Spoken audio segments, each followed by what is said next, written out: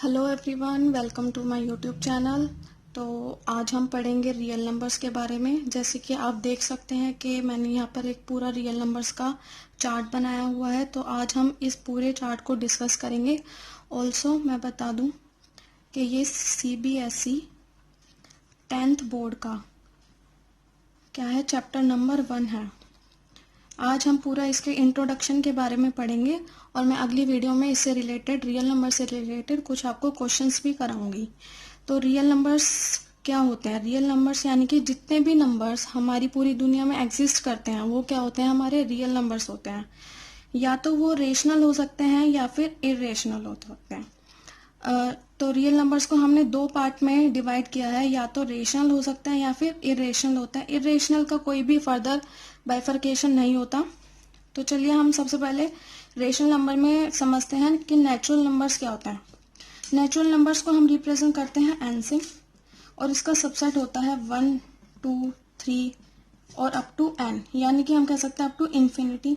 यानी कि जितने भी नंबर्स 1, 2, 3, 4, 5, 6 अप टू इन्फिनिटी क्या होते हैं, सारे नेचुरल नंबर्स होते हैं। इनके अलावा जो भी फ्रैक्शंस होते हैं या डेसिमल्स होते हैं वो हमारे नेचुरल नंबर्स में नहीं आते। देन होल नंबर्स क्या होते हैं? होल नंबर्स को हम रिप्रेजेंट करते हैं हम W से। यानी कि होल नंबर्स में क्या होता है, नेचुरल नंबर्स प्लस 0 को ऐड कर दे तो क्या बन जाएगा, होल नंबर्स।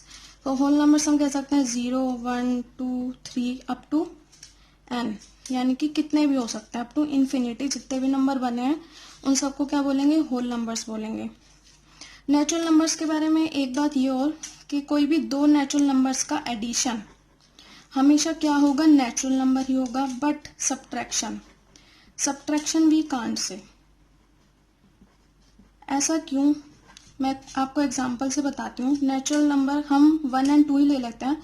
1 + 2 को हम क्या करेंगे, 3 भी क्या है, एक हमारा नेचुरल नंबर है। बट हम सब्ट्रैक्शन करें, मान लो हमने लिया 2 - 3 हम करते हैं तो क्या आता है, -1। -1 क्या है, हमारा नेचुरल नंबर नहीं है। यानी कि मैंने जो बात कही थी वो प्रूव हो गई कि सब्ट्रैक्शन वी कांट से। हो भी सकता है और नहीं भी हो सकता। हो भी सकता है यानी कि अगर हम 3 - 2 करते हैं तो 1 आता, तो ये 1 क्या है, नेचुरल नंबर है 1। तो इसलिए सब्ट्रैक्शन के बारे में हम कह नहीं सकते। सब्ट्रैक्शन दो नेचुरल नंबर का कुछ भी हो सकता है, बट एडिशन हमेशा क्या होगा, एडिशन हमेशा नेचुरल नंबर ही होगा। अब हम पढ़ते हैं नेगेटिव इंटीजर्स। जितने भी होल नंबर्स है अगर उनके आगे हम नेगेटिव यानी कि माइनस का साइन लगा दे तो क्या बन जाएंगे, नेगेटिव इंटीजर्स। जैसे कि -2, -1, -2, -3 अप टू -इन्फिनिटी तक, ये हो गए हमारे नेगेटिव इंटीजर्स। यानी कि जितने भी होल नंबर्स है एक्सेप्ट 0, उन सब के आगे अगर हम माइनस का साइन लगा दे तो क्या बन जाएंगे, नेगेटिव इंटीजर्स बन जाएंगे हमारे। एंड देन आते हैं इंटीजर्स। इंटीजर्स को हम रिप्रेजेंट करते हैं Z से, यानी कि -n से लेकर +n तक सब क्या होते हैं, हमारे इंटीजर्स होते हैं। यानी कि -1, -2, -3, 0, +3, +2, +1, ये सारे ही क्या होते हैं हमारे अप टू n तक क्या होते हैं, हमारे सारे इंटीजर्स होते हैं। इंटीजर्स में हम p/q की फॉर्म नहीं इंक्लूड करते। p/q की फॉर्म हम कहाँ पढ़ेंगे, अभी फ्रैक्शंस में पढ़ेंगे। तो इंटीजर्स यानी कि जितने भी नंबर्स नेगेटिव या पॉजिटिव इंक्लूडिंग 0 वो क्या होते हैं, हमारे सारे इंटीजर्स होते हैं। अब फ्रैक्शंस यानी कि कोई भी दो नंबर जिनको हम p/q की फॉर्म में लिख सकते हैं। And p, q and p are, q and p क्या होते हैं, को प्राइम्स।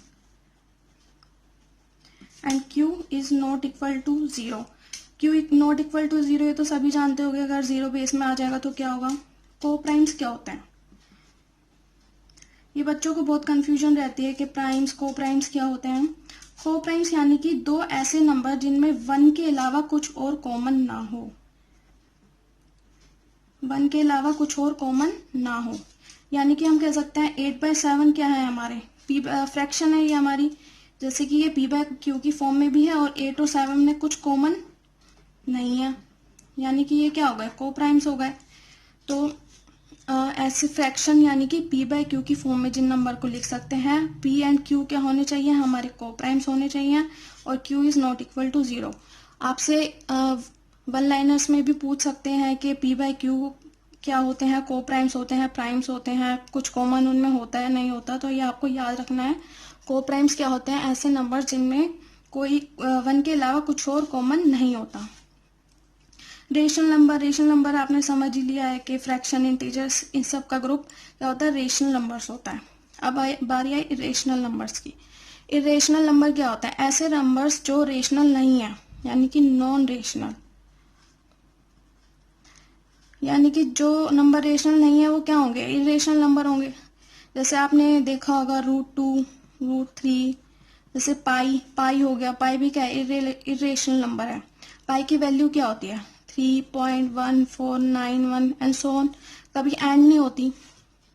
तो जिसकी वैल्यू कभी पॉइंट के बाद एंड नहीं होती, इरेशनल नंबर्स क्या होते हैं? Non terminating and non repeating. यानी कि टर्मिनेटिंग और रिपीटिंग का मैं आपको मतलब समझाती हूँ। टर्मिनेटिंग का मतलब जो पॉइंट के बाद कभी एंड नहीं होती, या कि एंडलेस, कोई भी उसकी एग्जैक्ट वैल्यू कभी ना आए। जैसे कि पाई, इसकी कोई एग्जैक्ट वैल्यू नहीं है। √2, इसकी भी कोई एग्जैक्ट वैल्यू नहीं आती है हमारी। अगर कोई आपसे पूछे कि √9 बताओ ये रेशनल है इरेशनल? √9 हमारा क्या है? रेशनल है। कोई भी नंबर जिसमें रूट लगाओ, जरूरी नहीं है कि वो इरेशनल ही हो, क्योंकि √9 अगर हम देखें तो 3 का स्क्वायर क्या होता है? 3 का स्क्वायर 9 होता है, यानी कि √9 को हम 3 लिख सकते हैं। तो 3 क्या हो गया? 3 हमारा क्या हो गया? Natural number. और नेचुरल नंबर्स किस में आते हैं? रेशनल नंबर्स में। तो इसीलिए आपको सब 1 से लेकर आई थिंक 20 तक तो आपको सबके स्क्वायर्स याद होने चाहिए, ताकि मान लो आपको बोल दे 2 to 5 क्या है, आप इसका निकालने बैठ जाओगे या सीधा लिख दोगे इरेशनल नंबर, तो वो क्या हो जाएगा? रॉन्ग हो जाएगा। 2 to 5 का 15 का स्क्वायर क्या होता है?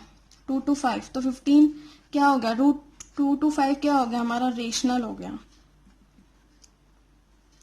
तो इसीलिए आपको 1 से लेकर 20 तक के सभी नंबर्स के क्या होने चाहिए? स्क्वायर्स याद होने चाहिए। आपको कंफ्यूज करने के लिए ऐसे क्वेश्चंस हमेशा पूछे जाते हैं बोर्ड एग्जाम में। अभी हमारा पैटर्न भी चेंज हो गया। 20 मार्क्स के हमारे क्या 1 लाइनर्स पूछे जाते हैं। 20 मार्क्स के 1 मार्क्स के क्वेश्चन। इन 1 मार्क्स के क्वेश्चन में बच्चे ही सबसे ज्यादा गलत करके आते हैं, सबसे ज्यादा घुमाया जाता है ऐसी ऐसी चीजें ही पूछकर। और रेशनल नंबर्स क्या होता है? रेशनल, अगर ये rational number non terminating and non repeating होते हैं, तो रेशनल नंबर क्या हो जाएंगे? Terminating and repeating. यानी कि टर्मिनेटिंग यानी कि जो अगर हम उसको डिवाइड करें तो उसकी एक पॉइंट के बाद क्या आ जाए? एग्जैक्ट वैल्यू आ जाए। जैसे कि अगर हम देखें एक नंबर फ्रैक्शन का 5/8, अगर आप इसको डिवाइड करोगे तो क्या आएगा? 0.625, यही आएगा। यानी कि ये इसकी एग्जैक्ट वैल्यू आ गई। एक पॉइंट के बाद ये क्या हो गया? कंप्लीटली डिविजिबल हो गया, यानी कि ये क्या है? टर्मिनेटिंग, टर्मिनेट हो गई है वैल्यू। और रिपीटिंग का क्या मतलब है? रिपीटिंग का क्या मतलब है? जैसे कि आप डिवाइड करते हैं 20 डिवाइड बाई 3, 20/3, ये क्या है? ये हमारा रिपीटिंग होगा। कैसे इसको डिवाइड करेंगे तो क्या आएगा? 6.6666, यानी कि एंड 6666 सोन का भी खत्म ही नहीं होगा।